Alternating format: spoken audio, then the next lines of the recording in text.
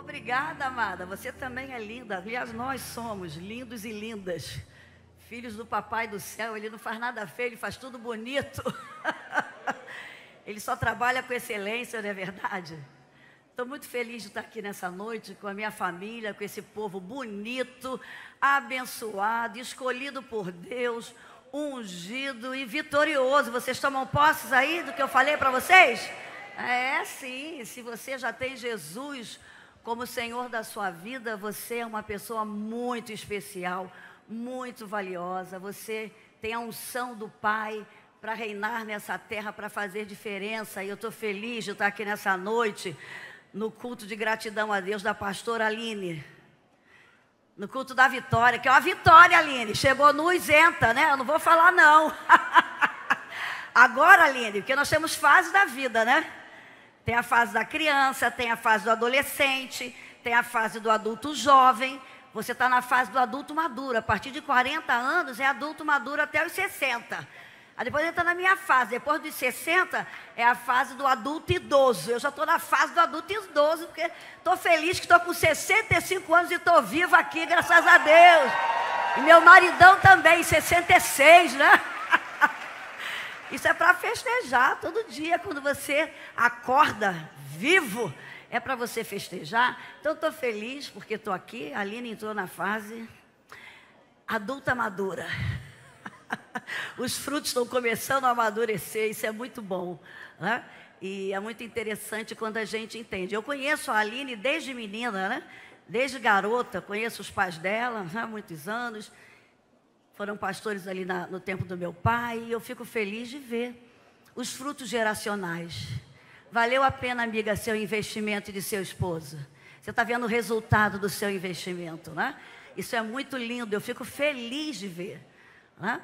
Porque a gente sabe, quando o pastor escolheu esse texto do Evangelho de João, capítulo 15, e versículo 16, que diz: não foram vocês que me escolheram, mas eu escolhi cada um de vocês. E eu tenho nomeado cada um de vocês, para que vocês possam ir e dar poucos frutos, muitos frutos. E os frutos de vocês vai permanecer, fruto geracional. E tudo quanto vocês pedirem ao Pai, Ele vai lhes conceder. Mas o segredo para a gente frutificar e darmos frutos geracionais está no versículo 17. Que é o fruto principal que nós temos que desenvolver na nossa trajetória de vida. É o amor. E aí ele fecha com 17 dizendo: portanto, amem-se mutuamente. Olha para essa pessoa que está do teu lado: eu te amo em Cristo Jesus. Nós precisamos falar que nós amamos o nosso irmão, nós somos uma família.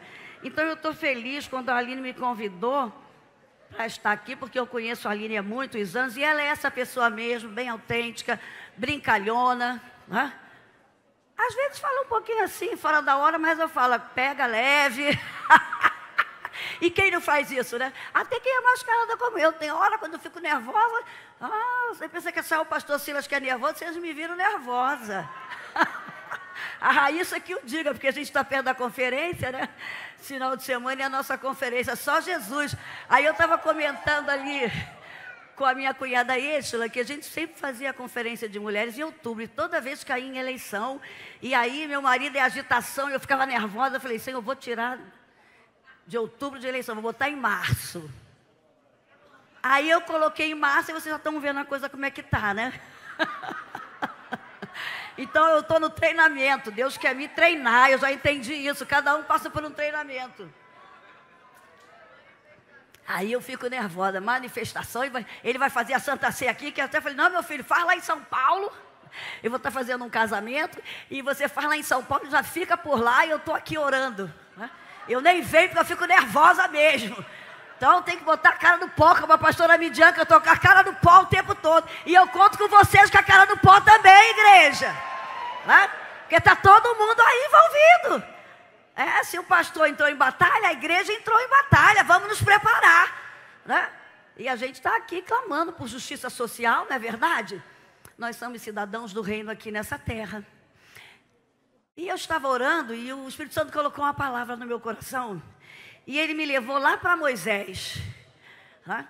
ele me levou para o Salmo 90 e ele falou para me ler aqui o versículo 12, que diz assim, o Salmo 90, é uma oração de Moisés, está lá em Êxodo, e aí aqui o salmista escreveu, ele está falando sobre a eternidade de Deus e a transitoriedade do ser humano.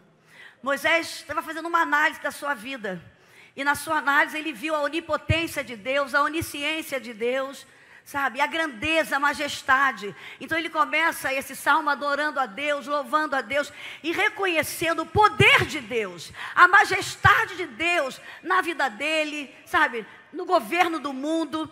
E quando chega no versículo 12, né, ele fala sobre a brevidade da vida, que o ser humano pode chegar aos 70, mas quando chega nos 80 é enfado e canseira, né? Então o que ele está ensinando aqui? Aprenda a cuidar de todo dia, não fica deixando para fazer coisas para depois, que você pode fazer agora, quando eu me aposentar, quando eu tiver idoso. Não, olha, você que é casado, aproveita essa vitalidade do teu casamento, tá bom?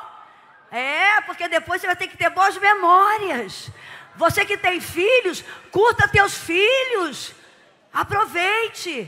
Ele está falando sobre isso, porque depois você vai querer fazer coisas que não vai dar mais tempo. Então é importante. E ele está fazendo essa autoanálise. E eu achei interessante, e eu quero falar sobre o versículo 12, que ele diz assim, ensina-nos a contar os nossos dias de tal maneira que eu alcance um coração sábio, que eu obtenha sabedoria. Então nós estamos no culto da vitória. Talvez você venha nesse culto da vitória, você precisa de um milagre na área da saúde, você precisa de um milagre na área financeira, você precisa de um milagre dentro da tua casa de salvação. Se tem algo que a gente tem que pedir a Deus, sabe, todos os dias, é que Ele nos dê sabedoria. Porque a sabedoria traz qualidade de vida para todas as áreas da nossa vida. A sabedoria traz qualidade de vida na área espiritual. A sabedoria traz qualidade de vida na área emocional. A sabedoria traz qualidade de vida na área física e na área material. Então, quando eu estava lendo, eu falei, Senhor, eu quero sabedoria. A gente tem que sempre buscar a sabedoria. E é desde cedo. E a Bíblia diz, em Tiago, capítulo 5, diz assim, quem não tem sabedoria, peça a Deus, que a todos dá e não lança em rosto. Aí a chave está no segredo, do segredo da sabedoria está no versículo 6.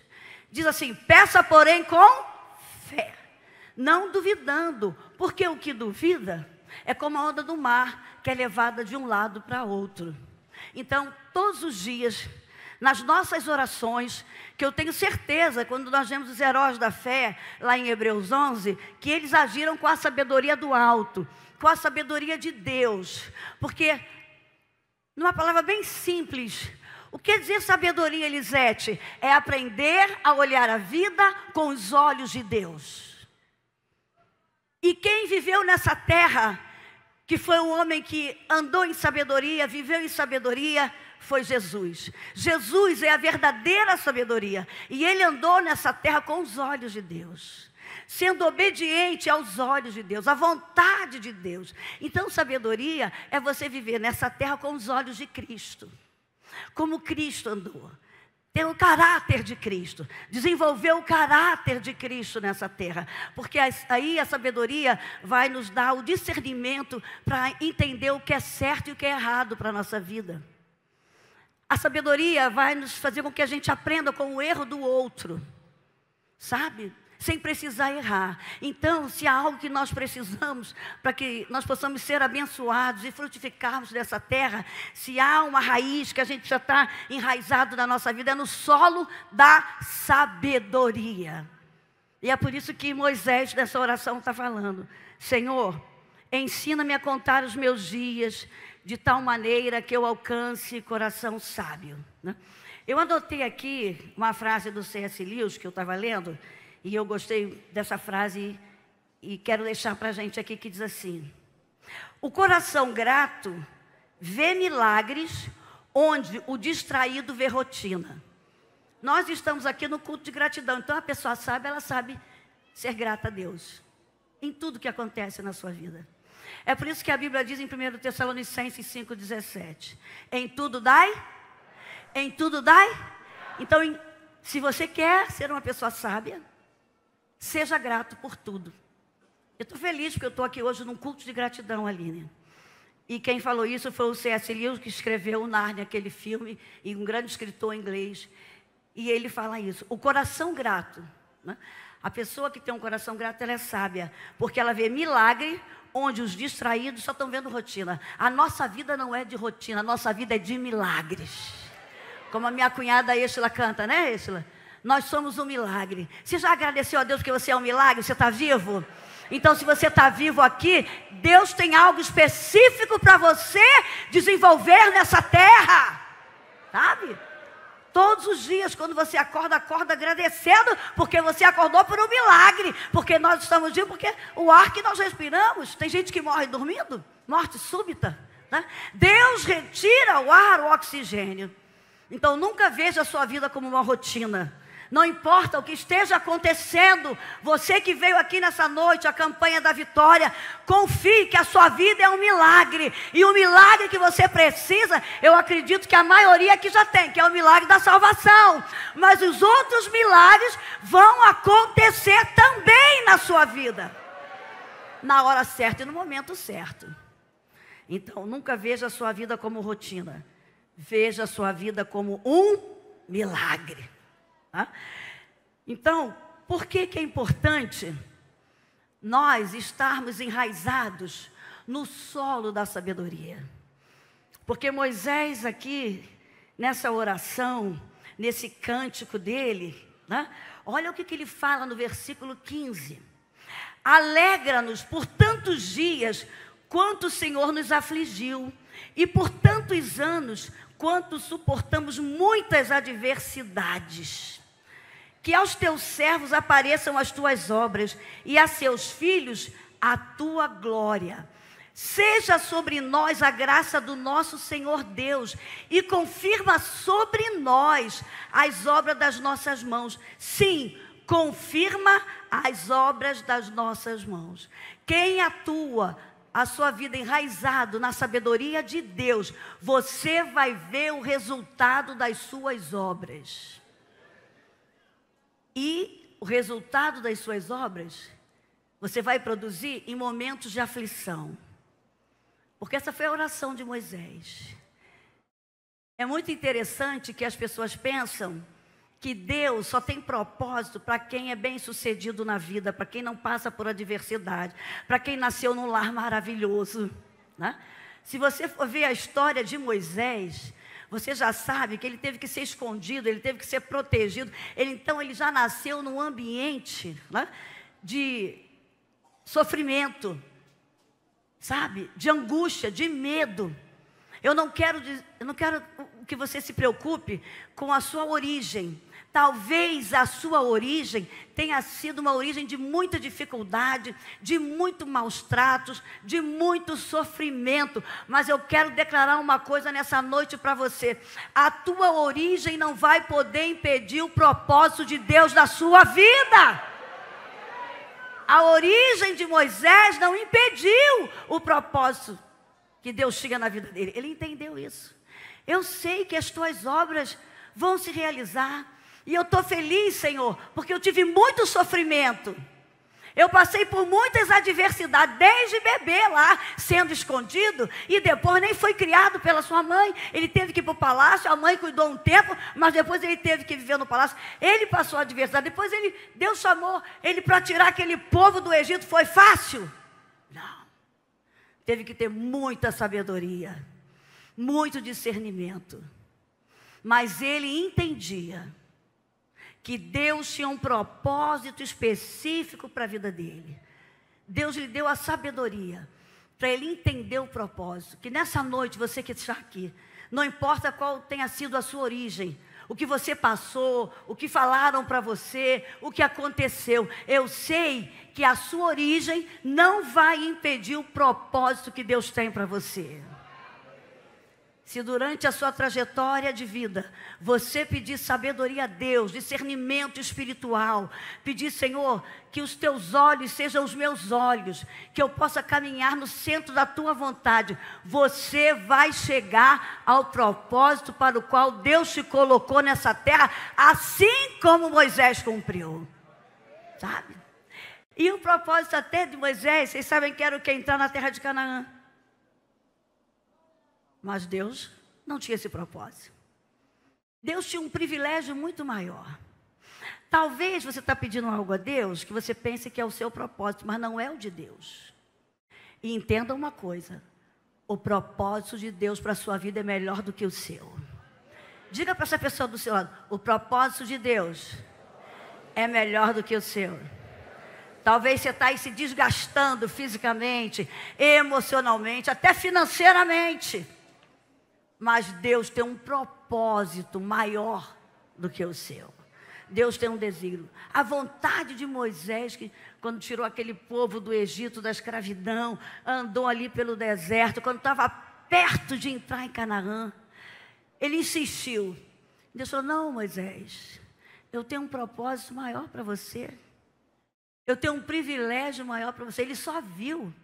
Ele subiu no Monte Nebo e ele viu, sabe, Canaã. E diz que ali ele morreu e ele já entrou na Canaã celestial antes daquele povo. Vocês sabiam disso?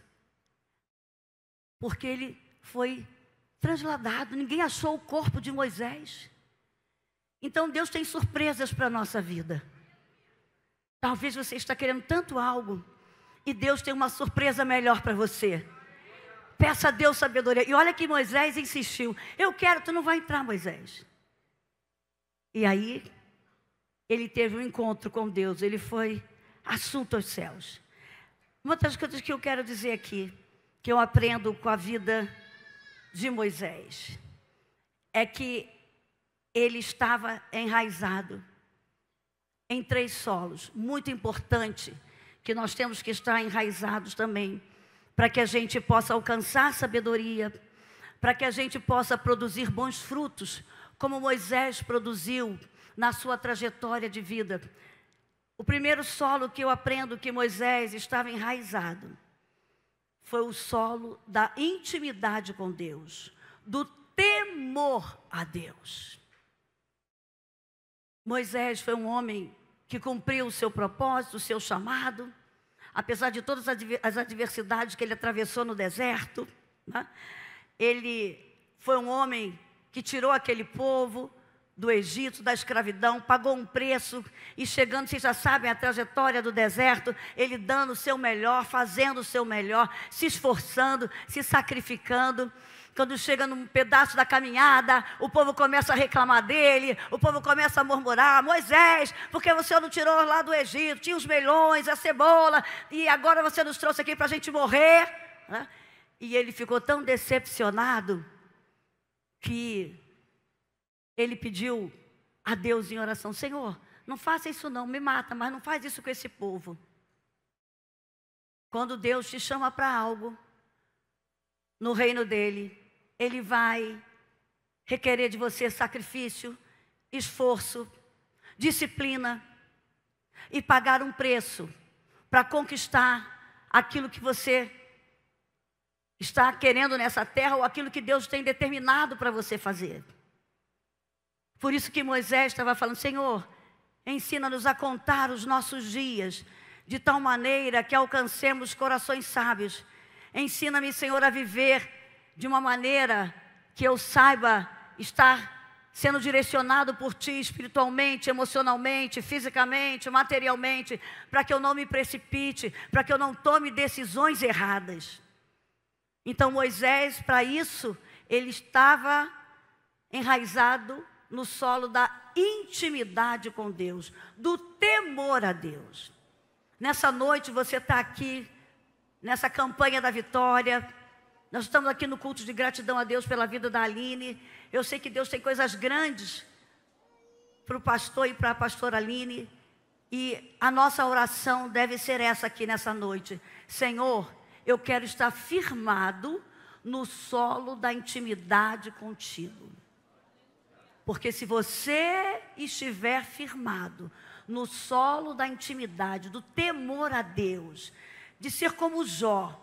Quando você vê o livro de Jó, no capítulo 1, diz que Jó era um homem reto, justo, fiel, temente a Deus e que se desviava do mal. E que oferecia sacrifícios por ele e pela sua família. E ele estava num treinamento, e Deus gosta de nos treinar. E nós estamos no deserto também passando por um treinamento. E nesse treinamento, para você vencer os obstáculos do deserto, as dificuldades do deserto, só tendo intimidade com Deus. Temos que estar enraizados no solo da intimidade com Deus. Jó passou por esse solo do treinamento do deserto dele, no solo da intimidade com Deus. Eu não sei o que você está vivendo. Talvez você está pensando assim: será, Senhor, que eu fiz algo, né? Por isso eu estou pagando? Não. Você está passando por uma dificuldade para que você possa conhecer a Deus, como Jó falou antes lá. Antes eu te conhecia só de ouvir falar, mas hoje eu te conheço de contigo andar. E esse foi o treinamento de Moisés também. A intimidade foi tão grande, né, que ele não entrou na Canaã terrena, mas ele entrou na Canaã celestial, primeiro do que todos que estavam ali. Olha que coisa interessante. Então, se você quer cumprir o teu propósito nessa terra, sabe? Se você quer obter vitórias aqui, nas áreas que você precisa, que você possa estar enraizado no solo da intimidade com Deus, do temor a Deus, da obediência a Deus. E eu te garanto que na hora certa, no dia certo, Deus vai te dar a vitória e a recompensa que você precisa. Porque foi isso que aconteceu com Jó. E ele fala isso: bem sei que tudo podes, e que nenhum dos teus propósitos podem ser impedidos na minha vida. Está lá, Jó 42, 2. E aí depois ele diz: antes eu te conhecia só de ouvir falar, mas hoje de contigo andar. Ele foi treinado no solo da intimidade com Deus. Ele passou 40 anos num palácio aprendendo. Depois ele foi 40 anos para um deserto para ser pastor. E ali ele foi treinado, né? Então ainda tem muitos 40 anos aqui para você que está aqui, sabe? A gente fala 40 anos como um número, mas pode ser 5 anos, pode ser 2, pode ser 10, pode ser 20 e pode ser até 40. Eu tenho uma tia que ela frequentava o culto da vitória, tia Tânia Odilon. E ela colocava uma vitória que ela queria. Porque o meu tio foi militar, depois ele foi no bombeiro e desfizeram os músicos do bombeiro. E ele sabia que ele tinha direito, sabe, a uma herança. E aí durante 40 anos, eles oraram. E no 40º ano, meu tio até faleceu antes. A minha tia recebeu a vitória que ela estava querendo há 40 anos. Minha tia foi reconhecida como esposa de um oficial do bombeiro, coronel, ganhou na época 500 mil reais, comprou a sua casa e hoje tem um salário de 12 mil reais. Na igreja, alguns até debochavam dela. Na igreja, alguém falou assim: desiste, Tânia, para de orar. Não.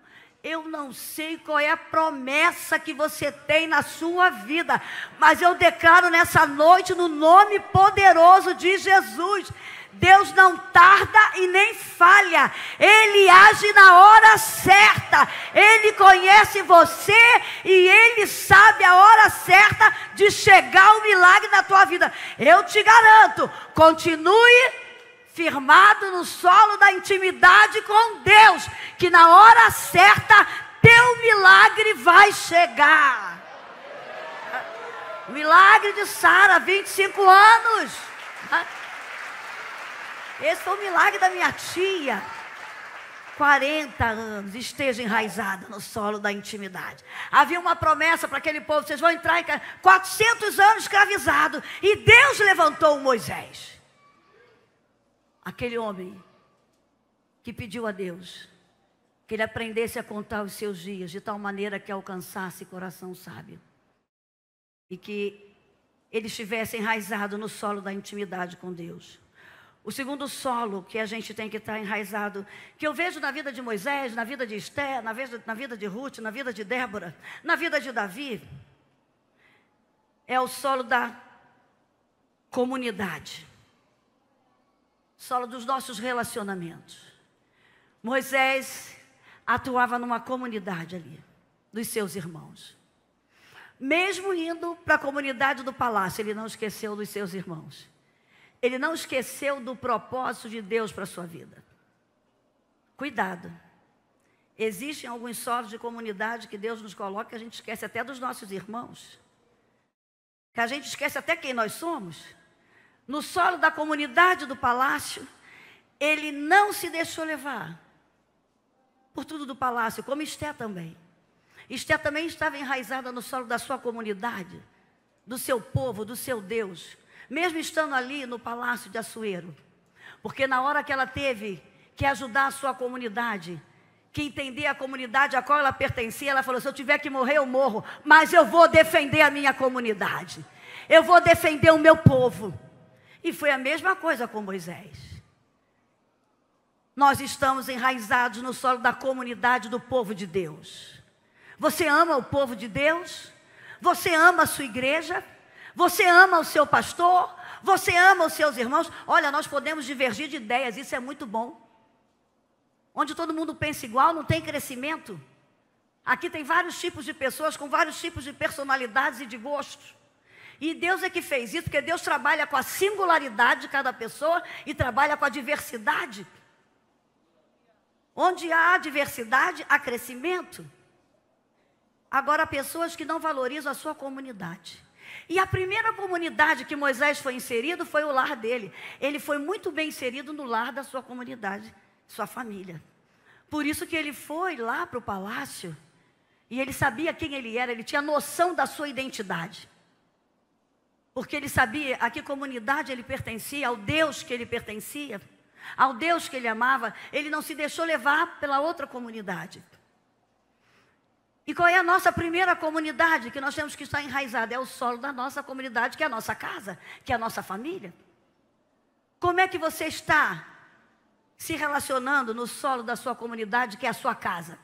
Como é que está seu relacionamento com o seu marido? Como é que está seu relacionamento com a sua esposa?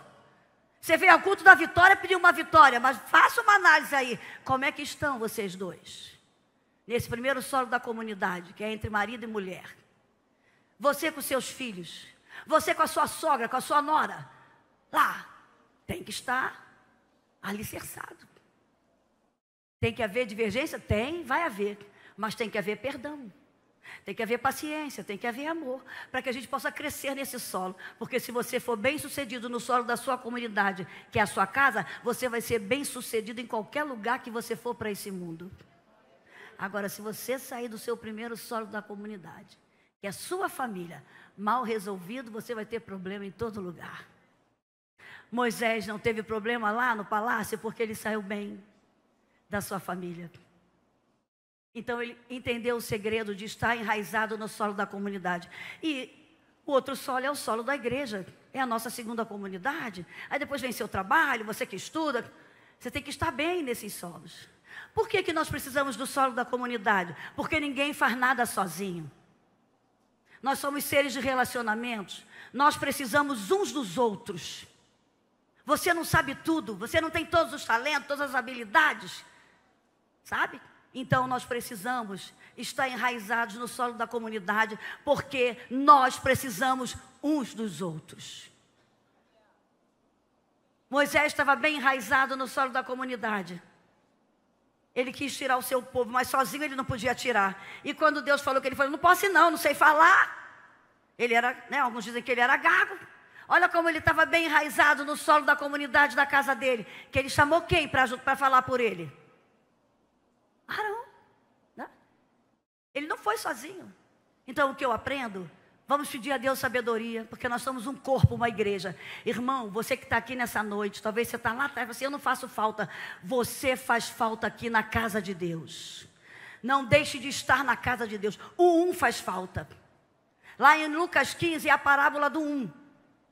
Fala que tinha 100 ovelhas e uma ovelha caiu. E aquele pastor deixou aquela ovelha caída lá? Não, ele foi atrás daquela ovelha, porque uma ovelha fazia falta, porque tinha que ter 100. Ele ia dar conta de 100.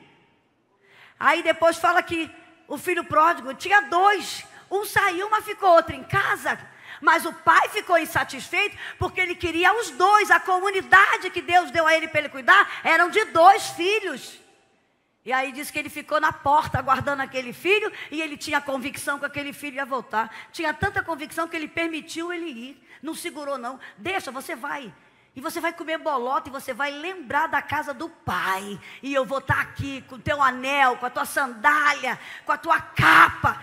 Talvez tenha alguém aqui nessa noite que está afastado da igreja, mas hoje o papai está aqui. E ele quer colocar um anel e você, teu anel está guardado.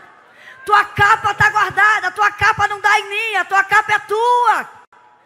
Teu anel é teu, tua sandália é tua, e papai está guardando ela para colocar em você. Se tem alguém aqui nessa noite, nós vamos fazer um apelo, e você está longe, e você vai voltar, e você vai sair daqui, um novo ser, uma nova pessoa. Hã? E aí, aquela mulher tinha 10 dracmas. Ficou 9, mas tinham que ser 10. O propósito daquelas dracmas era estarem as 10 juntas. E aí aquela mulher, não, uma faz falta. Ela acendeu a luz. Eu não sei o que você anda perdendo na sua vida. Peça sabedoria a Deus para te dar discernimento. O que é a tua fé? Ah, é o desânimo? É o medo que está entrando e você está deixando de acreditar nas promessas de Deus? E você está perdendo a tua confiança em Deus? Ah, você já está desistindo de orar por esse marido, orar por essa esposa, por esse filho, por essa enfermidade? O desânimo está tomando conta de você. Nessa noite você vai resgatar essa dracma que está sendo perdida, porque Deus vai aumentar a tua fé aqui nessa noite. E você vai sair daqui com as 10 dracmas que você tem que ter, né? Porque as 10 são importantes. O importante é colocar Jesus. Ela acendeu a luz, ela procurou, ela se esforçou. E você está se esforçando. Por isso não desanima não. Talvez você está aqui na 10ª campanha. Ai, e a coisa está dando tudo errado. Parece que está piorando. E você está pensando em parar. Hoje você vai ser renovado aqui nessa noite para continuar. Se precisar mais 10 campanhas, eu vou continuar, né? Nós não somos do que desistem. Então, o segredo, esteja enraizado aqui no solo da comunidade. Quando a gente está aqui, que a gente ouve os testemunhos de fé, não edifica a gente?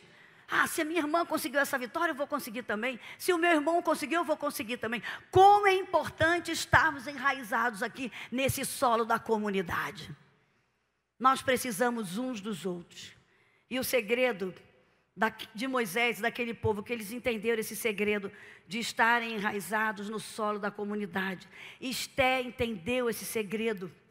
Quando ela viu que ela tinha que falar com a Suera, ela lembrou: eu tenho 7 servas aqui, eu vou jejuar e eu vou orar. E Mardoqueu, fala para o povo também, nós somos uma comunidade, está todo mundo aqui correndo risco, manda todo mundo jejuar e orar. Olha, gente, quando o povo de Deus entende o poder da concordância numa comunidade. Nós estamos orando pelo Brasil e eu creio, nós temos declarado, o Brasil vai ser primeiro mundo sim, o Brasil vai ser um celeiro para as nações. Vocês não têm noção como tem pessoas de outros países que ficam assim: vocês são animados, vocês são um povo que clamam a Deus, então vamos orar e vamos declarar, porque a nossa boca tem que ser boca profética. Hã? E o terceiro solo é o solo do servir a Deus. Moisés entendeu. Ele estava enraizado no solo da intimidade, conhecendo a Deus, no solo da comunidade. E o solo da comunidade é para você servir a Deus e a sua comunidade. E é por isso que nós estamos aqui, porque também nós entendemos esse segredo de estarmos enraizados no solo de servir a Deus. Porque quando nós servimos a Deus, nós estamos abençoando pessoas. Quando nós servimos a nossa casa, nós estamos deixando um legado. Eu tenho certeza que a Aline tem esse prazer de servir a Deus, porque desde pequena ela estava vendo seu pai e sua mãe sendo felizes no solo de servir a Deus. E não pensa que foi fácil, né, minha amiga? Eu lembro quando eles foram para a Espera Feliz, que eu fui lá visitar a igreja, ela e o marido começando a igreja, se esforçando, né, pagando um preço. Mas olha, querida, você que está aqui nessa noite, você está aqui, né, servindo a Deus, vindo à casa do Senhor. Não sei se pegou metrô, você teve a dificuldade para chegar aqui, mas olha, as pessoas à sua volta estão te vendo como você está servindo a Deus. E o seu serviço a Deus vai influenciar outras pessoas. Vai gerar frutos na vida de outras pessoas. Como é importante a gente entender de servirmos a Deus, de termos prazer de servir ao reino e de servirmos as pessoas. Porque nós vamos colher o fruto daquilo que nós servimos. Porque eu creio, o ano passado foi o ano do servir. E é tão interessante que foi baseado em Colossenses 3:23, que diz assim: tudo que você fizer, fazei de todo o seu coração, porque é a Deus o Senhor que você está servindo. E é Deus o Senhor que vai te recompensar. Não é o homem, é Deus. Então tenha prazer de servir lá no seu lar, de ser bênção. Você que é homem, né?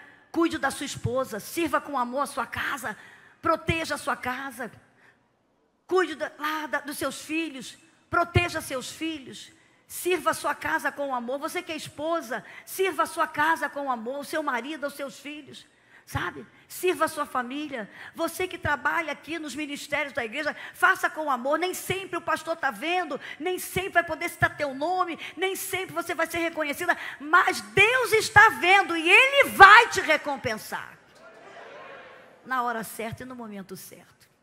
Então que a gente possa estar enraizado nesses 3 solos. Que Moisés estava enraizado. Que os heróis da fé, Davi, Débora, Ruth, Noemi, o solo da intimidade com Deus. Não deixe nada nem ninguém roubar tua intimidade com Deus. Tenha o teu lugar secreto com Deus. Sabe? É muito importante você ter o seu lugar secreto, o teu solo da intimidade. Esteja enraizado no solo da comunidade, da comunhão com os irmãos, na sua casa, na sua igreja, no seu trabalho, por onde você passar. Tenha, sabe, esse solo enraizado da comunidade. E tenha o solo do servir a Deus. Se você tem sabedoria, você vai desfrutar desses solos. E a sua geração vai ser abençoada nessa terra até a volta de Jesus. E um dia nós vamos estar desfrutando desses 3 solos, reinando com Cristo. Vamos estar em intimidade com Ele. Vamos estar reinando numa comunidade que é o reino dEle nessa terra. E vamos estar dando continuidade ao serviço dEle. Nós só estamos simplesmente num treinamento aqui, gente, para continuar. Que a gente possa guardar isso. Aline, que Deus possa te abençoar. Que a cada dia você possa crescer nesses 3 solos. Que a cada dia você possa crescer em sabedoria. Porque a sabedoria produz frutos que preservam nossa vida espiritual, emocional, física e material. A sabedoria produz frutos, a começar na nossa mente. Ela produz pensamentos bons. Quem tem sabedoria tem bons pensamentos. Sabe o que vai ver, o que vai ler, o que vai assistir. Tem uma mente otimista, positiva, aberta para o novo, sensível e obediente à voz de Deus. Quem tem sabedoria, se tem pensamentos bons, vai ter palavras boas. A sua boca é manancial de vida. A sua boca é para trazer bênção e não maldição.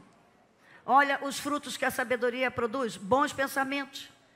Como Paulo diz em Filipenses 4:8. Quanto ao mais, irmãos, tudo que é puro, tudo que é verdadeiro, tudo que é amável. Se há alguma virtude, se há algum louvor, nisto pensai. Vamos pedir a Deus sabedoria, porque Ele vai colocar bons pensamentos na tua cabeça.